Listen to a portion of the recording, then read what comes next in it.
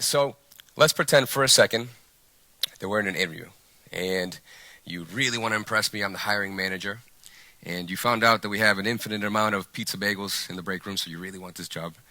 And I ask you the first question. Where do you see yourself in 5 years? In most cases, you're going to give me a cookie cutter answer. And the reality is that it's a loaded question. If I really asked you to take a second and give me a truthful answer about where you see yourself in 5 years, it'd be really tough. Now, the reality is that folks, don't really think that far ahead. It's a very blurry vision of what it entails to be the future version of you. But what would happen if, let's say, we had a better handle on that? My name is Daniel Vaquerano, as mentioned, and I'm a seasoned people leader, entrepreneur, and co-founder of EpicMe, which is coaching development platform, so that we can really help folks have resources in their personal journey. I'm truly honored to be here with you today to share a little bit about innovation and more so how to cultivate your innovative self. I want to start off with this quote: "Innovation is not a process, but a state of mind. Therefore, it can't be learned, but felt." I think state of mind really says it all. It's about seeking to evolve out of problems or current situations to really try to find the innovative version of you. I think about some of my prominent memories, and one in particular comes to mind. Now, by a show of hands, who here misses being a kid? Okay, all right, we got some good hands up there. So, it was sweet, right? Life was awesome, but as I think about it, it's not as easy as I remember. There was one particular memory that really just plagued me, and so I thought about it. It was almost like the bane of my existence. And so for the life of me, as embarrassed as I am to admit it, I couldn't figure out how to tie my shoes. Right? I'm this 5-year-old kid. I got this big problem, but I realized that out of problems come innovators for solving those problems. And so today's talk, Seeds of Innovation, deals with us looking at individuals who really tackled the problems or a need in their life and found a way to cultivate a solution and make their mark in the world. Here we have some of the most impactful innovators in our history. We have Madam C.J. Walker, first female self-made millionaire in America, born into slavery, built a beauty products empire that paved the way for entrepreneurs generations to come. She empowered thousands of women across the globe and was a big advocate for civil rights in the United States. We have Steve Jobs, a more known name, pioneer in technology, especially with his products related to Apple. He created the Macintosh computer. We have Apple iPhone and so many other ways that he contributed to technology in our life. And his goal was to really just make sure that we could simplify our lives through technology. And then lastly, we have Guillermo Gonzalez Camarena. He was a Mexican engineer who actually was responsible for the technology that gave us color TV. At an early age of 8 years old, he created his first invention and thereafter became an international icon for his contributions to science and technology. Now, I want to take a second, though, because imagine watching Netflix in black and white. I think Guillermo was a saint. And the fact of the matter is that they shaped the world that we live in today.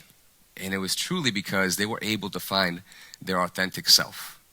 They were able to tackle who they were, what brought them fulfillment, and we simply saw the byproduct that we know as innovation. Now let's circle back to my shoe tying conundrum. As you know, I really had a problem with this. So it became my life's mission to figure out how to tie my shoes. It became my why, in a good way. And, the fact is that our life's mission really just entails us figuring out who we are, who we want to be, and then finally, how do we serve the world? So as far as my shoes were concerned, I was obsessed. This was something that I really wanted to figure out. And I knew that, I was going to figure out how to get these shoes tied one day. Then I started thinking about my values. So as a kid, trying to figure out this situation or this problem, my values were real simple, right? It was creativity, determination, and lastly, it was learning. And so I was practicing daily. You can imagine, I used to try everything to get these shoes tied. I would use like one big knot just to get them into, tied status, I suppose. I used some tape one time. I wasn't really proud of that one. I even used bubble gum, and none of you can tell me you haven't tried that yourself as well.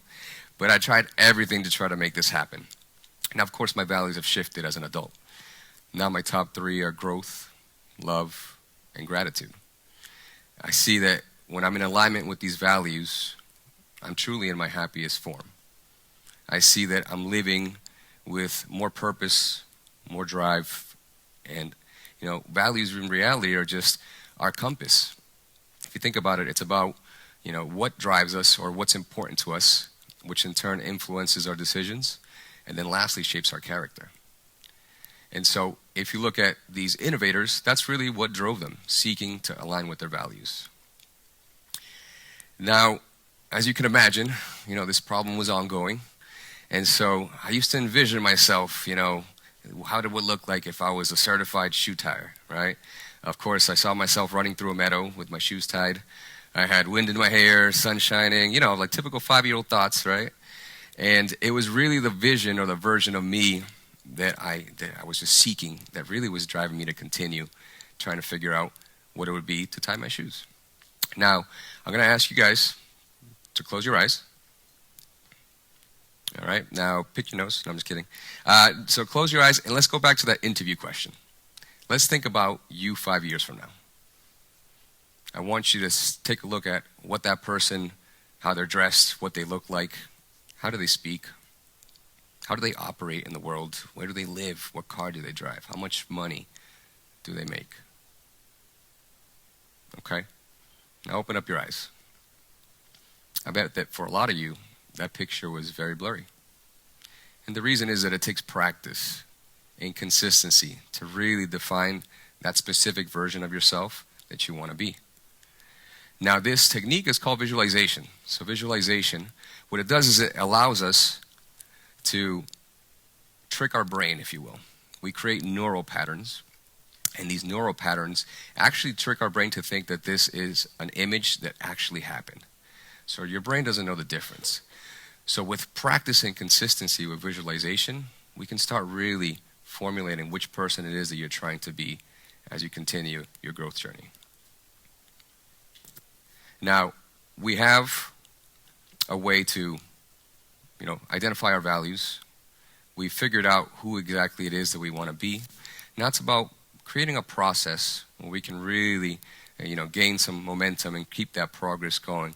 So I want to introduce a method called GIVE. So GIVE is a way to fine-tune your approach and to find the innovative you and your authentic self. And I use GIVE on a daily basis, usually in the morning as I set up my day, and then once I, finish off the day just to get in some perspective. So GIVE first is gratitude. What is good in your life? In my case, I had some sweet shoes, and I might date myself a little bit, but I had the lights on it and everything. And so I was really excited about my shoes that my parents got me. The I is impact.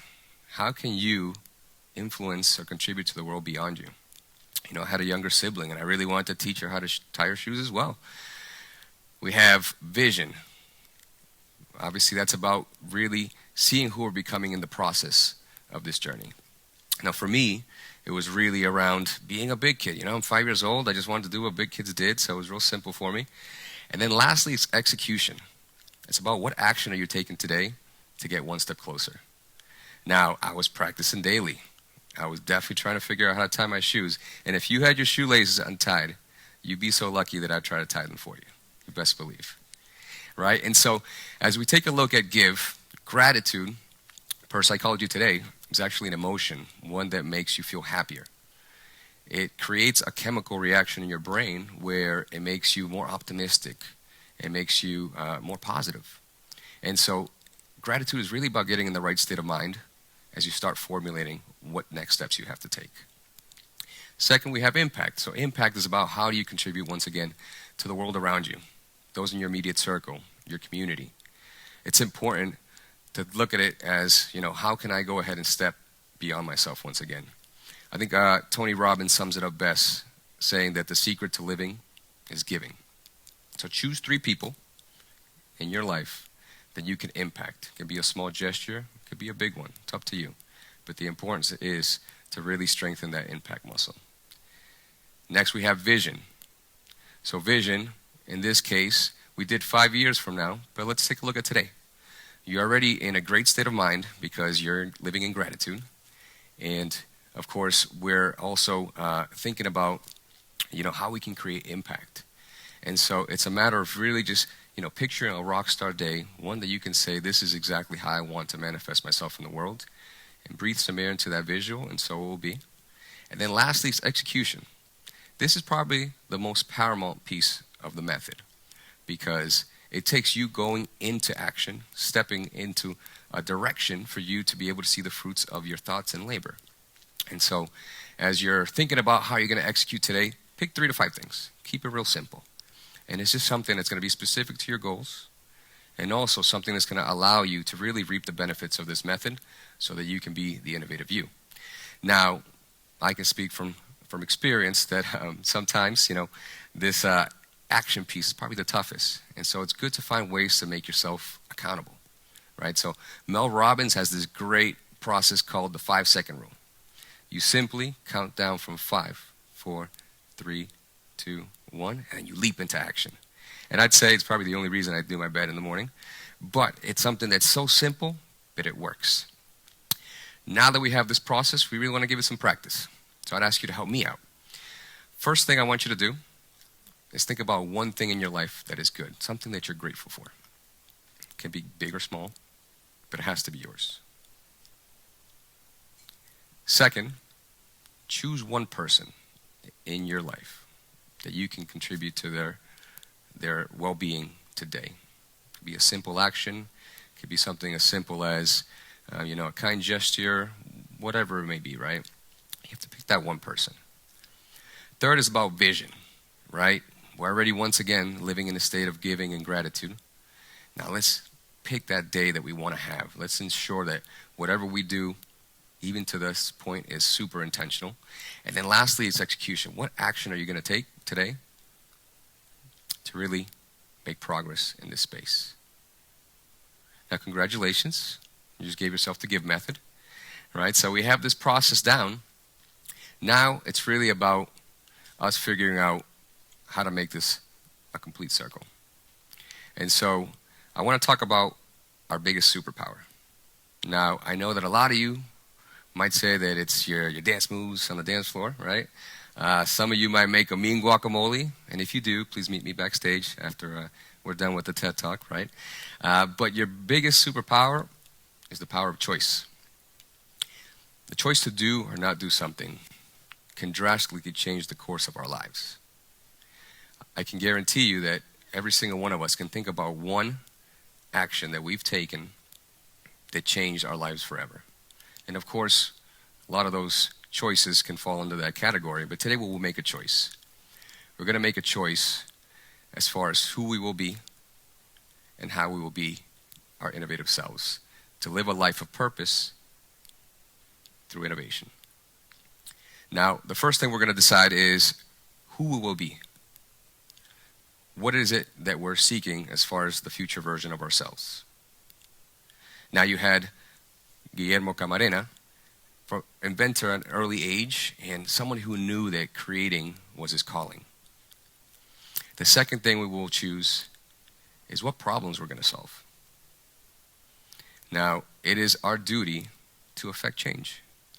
You have Steve Jobs, who wanted to simplify everyday life through the use of technology. And then lastly, we're going to choose alignment over convenience.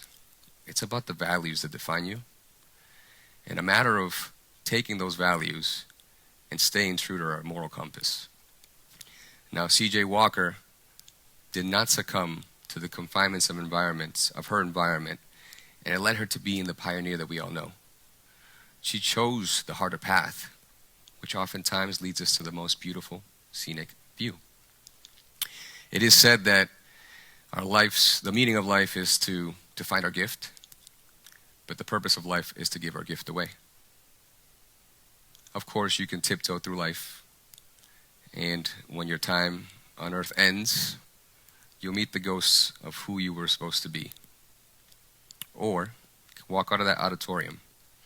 You can be bold, you can be confident, you can be abundant, You are greatness waiting to happen. What will you do next? The ask is that we identify our values. Then we define who we want to be. Then we're going to use give daily. And lastly, it's about choosing to make our mark on this world. So now that we've made the choice, I'll leave you with a quote that changed my life forever. If not you, then who? If not now, then when? Now go out there and tie some shoelaces. Thank you.